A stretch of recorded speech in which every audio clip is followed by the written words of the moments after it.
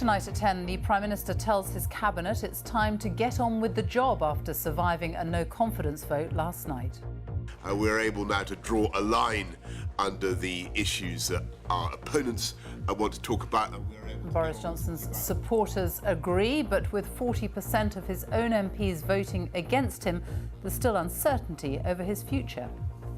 This is like trying to drive along the M1 with two flat tyres. And, you can say you're at the steering wheel, but is it really viable? You're not going to get to the end of the motorway. Also tonight, the biggest train strikes in decades. Tens of thousands of rail workers plan to stage 3 days of walkouts later this month, affecting services across Britain. There is profit being made in this industry today by the railway companies. They can easily afford a pay rise for our members. Fuel prices keep climbing, almost £100 now to fill the average family car, amid warnings worse is to come. A dog trainer, a tech worker and a farmer, the British volunteers who've gone to Ukraine to help rescue civilians trapped by the war. And coming up on the BBC News Channel, Dustin Johnson resigns from the PGA Tour to play this week's Saudi-backed event in Hertfordshire. Players involved there will now not face a ban from the US Open.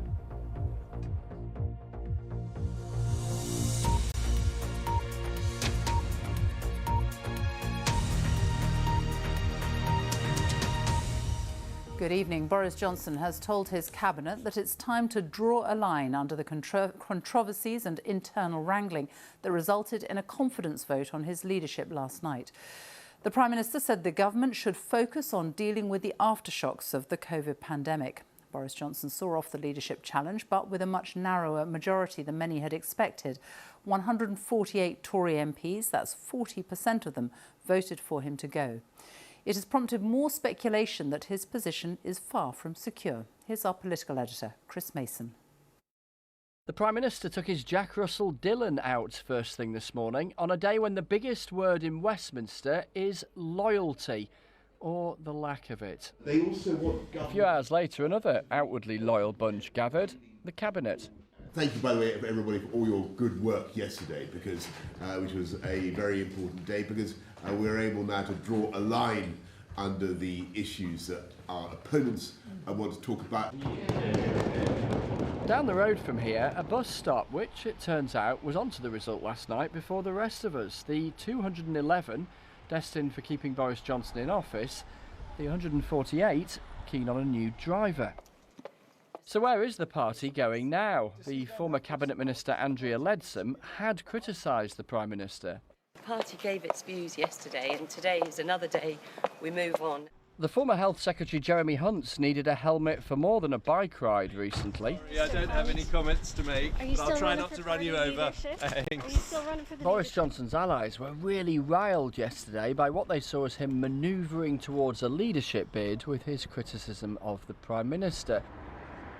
And talking of other possible contenders to replace Boris Johnson at some point, they insist their attention for now is on the day job. My 100% focus is on my role as Foreign Secretary. There's a lot to do. We need to carry on supporting Ukraine. We need to make sure that Russia is driven out of Ukraine. The Prime Minister visited Ukraine in April. He said more than thank you. Dziękuję. And today received an endorsement from the country's leader. Boris відверто нас підтримує. President Zelensky described Mr Johnson as a real friend of Ukraine, adding he was very grateful he hadn't lost such an ally. But a former Conservative Party leader said trying to carry on when 40% of your MPs want rid of you isn't sustainable. This is like trying to drive along the M1 with two flat tyres. And, you can say you're at the steering wheel, but is it really viable? You're not going to get to the end of the motorway.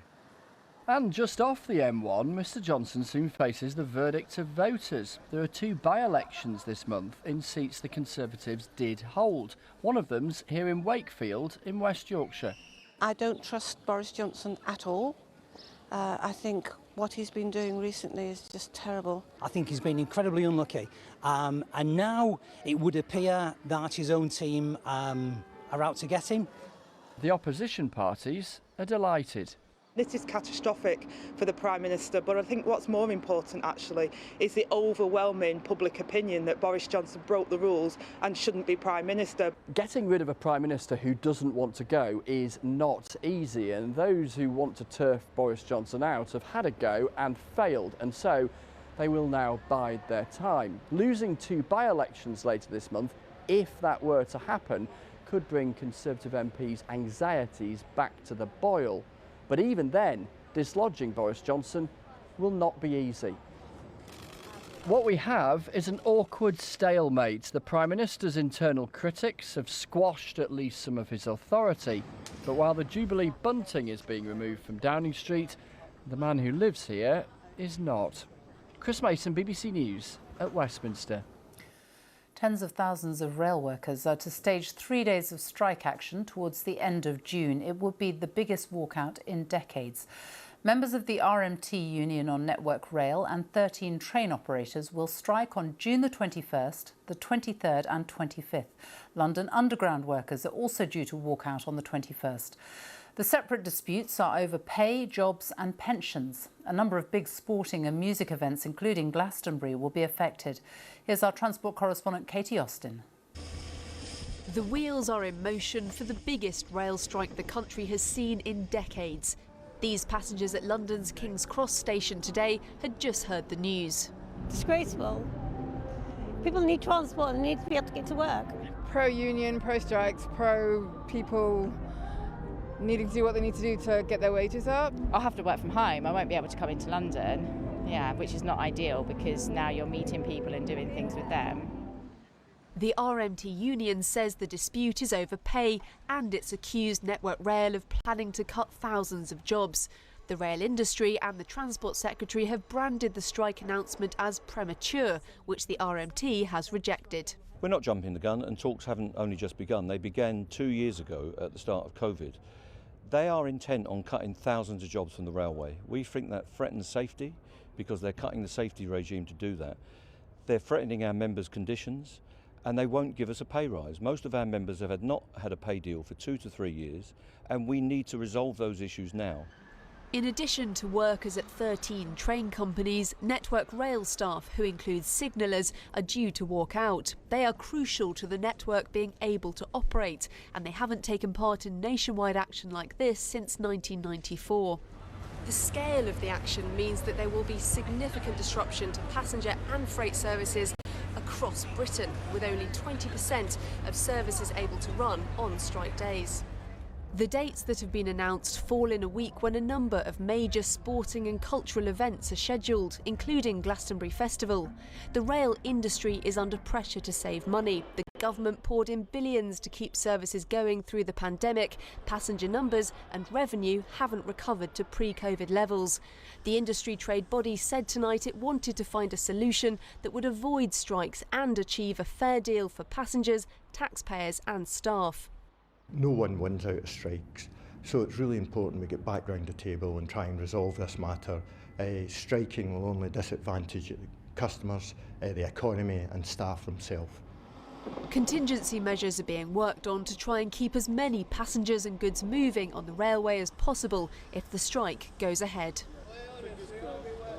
Well, the impact of each of those 3 strike days will spill over into the next, meaning that for most of that week later this month, there will be severely reduced services. There is concern among rail freight businesses about the potential impact on supply chains, and work will be going on behind the scenes now to look at maybe prioritising certain goods to be transported on the railways, for example, fuel to power stations. Now, the RMT union has insisted it is open to what it says would be meaningful talks with rail bosses and ministers, but it says new proposals would be needed to avoid months of disruption. Katie Austin, thank you. Fuel prices have hit a new record high. The motoring group, the RAC, has warned that average fuel prices could hit £2 per litre this summer. It now costs almost £100 to fill an average family car with petrol and more if you use diesel. It's hitting haulage firms hard too. One company says it costs £20,000 more a year to run just one lorry. John Donnison reports. Prices at the pumps are on the up again, and drivers in Birmingham and London told us it's having an impact.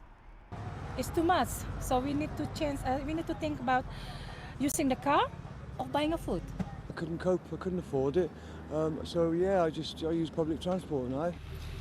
Many businesses are finding things tough too, including this family-run coach company, which is paying 52% more for diesel than last September. We've actually sold 2 coaches to try and alleviate some of the costs already as a last resort, and it's gutting. Generally, inflation in the UK, the rate at which prices are rising, is running at a 40-year high of 9%. And hauliers say the cost of transporting goods will be felt at the tills. By passing on these costs to customers, which operators absolutely have to do to stay in business, what we're going to see is the price of goods in the shop increasing. The Chancellor cut fuel duty by 5p in March and prices fell a bit, but they've now risen again, hitting a series of fresh record highs. The wholesale price for a barrel of oil has gone up again lately, although it's not as high as it was in March, soon after Russia invaded Ukraine. So why are there new records on forecourts now? Well, experts say it's a combination of an unfavourable exchange rate, rising global demand and sanctions on Russia. 25% of our diesel in the UK was actually Russian refined diesel. We don't have the refining capacity, and nor does the whole of Europe, to make sufficient products of refined products such as petrol, diesel and jet fuel. And so that has really pushed the refined products much, much higher than crude.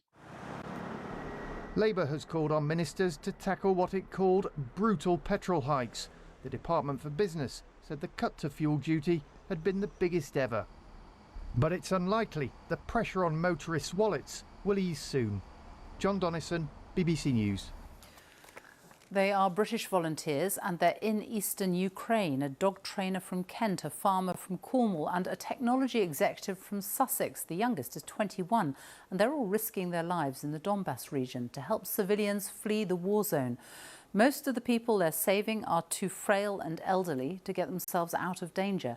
Our international correspondent Orla Guerin has been speaking to them about the evacuation missions they've been running.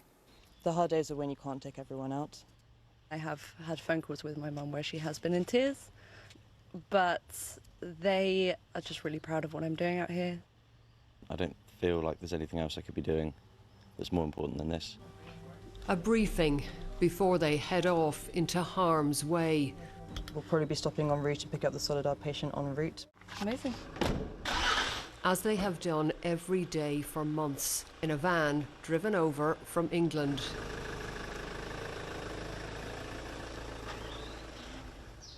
These volunteers from different walks of life teamed up here in Ukraine. They fund themselves and prefer not to be named. The youngest is 21, a dog trainer from Kent who has done a course in trauma first aid. When we're out on evacuations, we are very alert to what's going on. There have been a few moments you feel it's a bit close for comfort. As much danger as we are in, we also feel quite prepared and reliable as a team. It's a world away from her home in Sussex and previous career in technology. It's hands-on. Her own family knows this trauma. Her grandmother had to flee Poland during the Second World War. The team has helped around 150 Ukrainians to flee, including Anastasia, who's 96. We just want to get things done without any bureaucracy, any red tape. We work every day because this is what we care about, this is what we do, this is what matters. Because we are all Europeans, and an attack on Ukraine by Russia is an attack on all of us. And we are united by that, and we care about it. Back in the UK, he was caring for sheep and cattle on a farm in Cornwall. No preparation for aid work in a war zone in eastern Ukraine. Some people at home will say, what are you guys doing? Why don't you leave it to the Ukrainians or the big organisations? Good question. I didn't expect that we would be needed or wanted in this sort of role. but we are. The Ukrainians that we're working with want us here doing this. They seem to think we're doing a good job. In an ideal world, we'd be redundant, but we're not. They brought Anastasia to the train station in Pokrovsk for a journey away from the east. It has come to this for a survivor of World War II who lived to see Europe's newest war. Tomorrow the team will evacuate more Ukrainians towards relative safety, but away from home. You hope that you're doing the right thing, taking them away. And you'll think about that for every single person you evacuate. Will they get to come back? Ukrainians are tied to the land, and I was told that if you take a Ukrainian away from that, then they will die. That's why whenever I evacuate a woman, I will pick her a flower from outside her building. I can't give them any of the earth to take with them, but I can give them a flower to take. It's the only thing I can do. Ola Guerin reporting from Ukraine with the British volunteers. More and more parents in England are being issued with fines because their children are missing school. A BBC investigation has found that by the Easter holidays this year, 71,000 fines have been issued. Between October and April, parents were given fines totalling more than £3.5 million. There's growing concern about the children who are still missing from the classroom since the COVID pandemic. Our education editor, Bronwyn Jeffries, reports from Middlesbrough. Morning, ladies. Yes, big man, you all right? The school day starts early. Come on in then, look, it's past 8:30. Come on in. And so does the effort to track down missing pupils, now harder after the disruption of COVID. By 9 o'clock, school attendance officers are calling families. Hello there, I'm just calling from Unity City Academy. Is Eva coming in today? Could you give her a call and see if she's on her way? OK, thank you. Got about 15 off at the minute. Right, I think we should visit this one. We haven't seen her for 2 days. Katie and Emma work with Year 10, following up children each day if they don't arrive. I done about 15 yesterday and I think 3 answered the door. If it's a genuine reason, they will answer the door. But I try and be friendly with them to begin with and say to them, look, we don't want you to get into trouble. This is what's going to happen. Do it that way to begin with, and then, like Katie said, it's tough love after that. Out on the visits, often there's no answer. A letter offers help, but this is also a warning. Parents can be fined £60, rising to £120 if they don't pay quickly. This student's only been to school 4 days in the last 12 weeks. 4 days? Yeah. There's been a lot of things put in place by school. So later starts, early finishes, taxis, lifts offered, meetings with parents. And none of that's worked? None of that's worked, no. That's a bit desperate, isn't it? It is. A lot of it is family, like generations of people who don't go to school and then they don't get a job, and it just carries on. It's trying to break that cycle. For some teenagers, pressures at home and lockdowns didn't help. It takes a lot of effort to get back to coming every day. I didn't want to see anyone, didn't want to talk. Just felt so miserable, and I know it made it worse staying in the house, and I'm so glad that I'm not doing that anymore, because I wouldn't be in the same place I am now. Your grades are good after your last paper, aren't they? Pupils here with good attendance get treats. Schools are under pressure to deliver. The government has made this a top priority and wants a consistent approach across England. The fines are a reasonable amount of money potentially at that end point, but the court system can take an awfully long time. The ultimate impact of them, I'm not so sure of how useful it is, but it is a process that we obviously have to then follow through. How satisfying is it when you make a breakthrough? Really satisfying, really satisfying. You feel like you've made a difference to that child's life and that child's future. And that's why here they're making such an effort after COVID. Bronwyn Jeffries, BBC News, Middlesbrough. Minimum pricing for alcohol in Scotland was meant to persuade people to cut back on drinking, but a new study from Public Health Scotland has found that for the heaviest drinkers, that has not happened. Instead, there's evidence they've been spending less on essentials such as food and energy instead. Minimum unit pricing for alcohol in Scotland was introduced in May 2018. It means that all licensed premises have to charge at least 50p per unit of alcohol. A law introducing the same minimum alcohol price in Wales came into force in 2020. Our Scotland editor, James Cook, reports. When I am drinking, it's between 1 litre and 2 litres of vodka a day. Constantine has been struggling with booze for his entire adult life. It's landed him in hospital 5 times this year. So why do you drink? Because I'm addicted. That's the easy answer, because I drink when I'm sad, I drink when I'm happy. Minimum pricing makes the strongest drinks more expensive. It's not a tax and it's meant to change behaviour rather than raise revenue. But does it work? Do you know what? I never even noticed that the price had gone up. It made absolutely no difference whatsoever. If it was a case of buying a burger, you know, or a meal or whatever, like eating, or buying alcohol, I'd buy alcohol.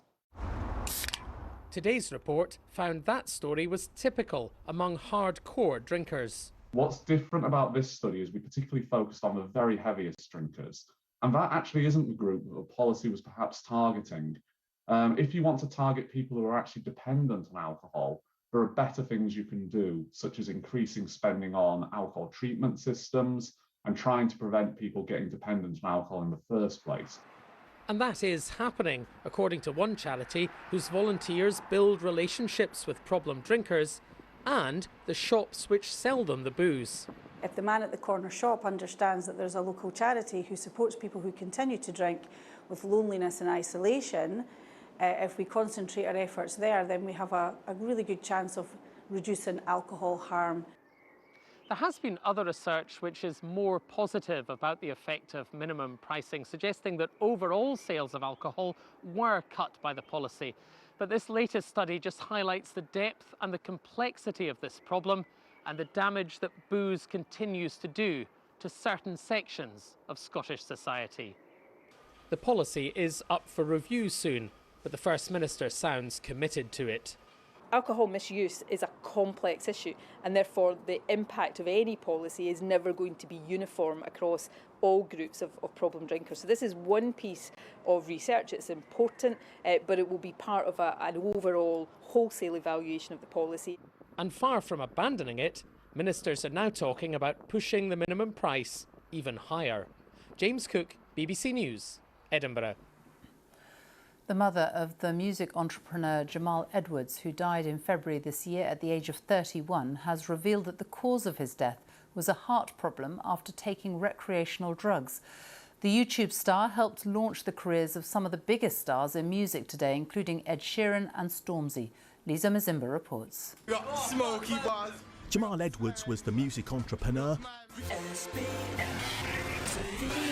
whose SBTV YouTube channel helped launch the careers of stars like Stormzy, Dave and Ed Sheeran.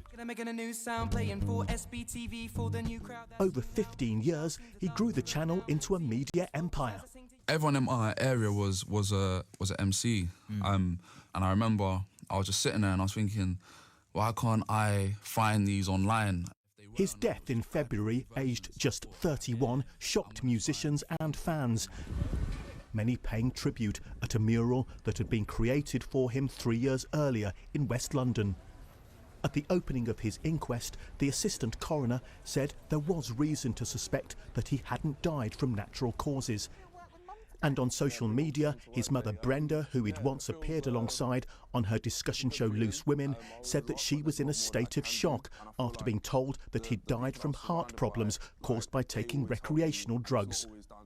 She said, "It's so important that we help drive more conversation about the unpredictability of recreational drugs and the impact that they can have, how it takes just one bad reaction to destroy lives." I would do anything to have my son back, but that is just not possible. So if I can help save one life, then we will have achieved something. During his lifetime, this mural was commissioned in order to inspire a new generation of youth. His mother hopes that, as well as that, younger people in particular will be in a position to learn from the sad, tragic circumstances of Jamal Edwards' death. Lisa Mazimba, BBC News, Acton. The British #1 tennis champion Emma Radhikani says she has no idea whether she will be fit for Wimbledon in 3 weeks' time after being forced to pull out of a match today because of what she called a freak injury. She retired from the game after just half an hour, as our sports correspondent Andy Swiss reports. Emma Radhikani. It started with a smile, but for Emma Radhikani it would prove an ultimately painful day. Just moments into her opening match at Nottingham, and she seemed to feel a twinge in her left side. There was soon a break, as Radhikani took some painkillers before receiving treatment on the court. And after several minutes, she was eventually able to carry on, but not for long, as at 4-3 down in the first set, she decided she couldn't continue. Ladies and gentlemen, unfortunately, Ms. Radhikani is forced to retire due to an injury. The disappointment was clear, and so was the concern. With Wimbledon less than 3 weeks away, Radhikani says she's not sure if she'll be fit. I've got no idea, it could have just seized up and spasmed and then it's really bad for a few days, but I've got no idea, I can't diagnose myself, so I'll get it checked out. I'm obviously disappointed and it's really bad luck, sometimes because I feel like I've been putting really good work in and it's almost like you just want to catch a break or something. Ever since her remarkable US Open victory, Radhikani has struggled with both her form and her fitness. Wimbledon, of course, is where she first made her name with a stunning run last summer. But will she be back this summer? Both she and British tennis could be in for a nervous wait. Andy Swiss, BBC News. Football now, and a late penalty gave captain Harry Kane his 50th international goal for England and an equaliser as they faced Germany in the Nations League. Ahead of the match, England manager Gareth Southgate had asked fans to be on their best behaviour. Our sports correspondent Natalie Perks was watching in Munich. Under a watchful eye in the beer halls of Munich, England fans ran through their repertoire. The 2-0 win over Germany last summer clearly still reason to sing. There were 7 arrests before the game, including 3 for Nazi salutes. But the German police were praised for their calm approach, and ahead of the game the atmosphere was one of excitement. So far so good, hopefully everyone can stay behaved and enjoy their night. 3-1 win England, nothing else, 3-1 win. Germany flew out of the traps and Kyle Walker scrambled, with Müller ready to pounce. Well, England may have dumped Germany out of the Euros last summer, but the Germans hadn't lost a game since then, and they were better than England tonight. So what have we learned? Well, that 4 Nations League games inside 10 games is helping precisely no one. That England were much better when they made the late substitutions at the end of the game that made the difference at the end, but mostly that England just have 4 games left before that first game against Iran in Qatar. The World Cup will be here before we know it, says Harry Kane. And England simply must improve. Natalie, thank you. And that's it from us now on BBC One. It's time for the news where you are. Good night.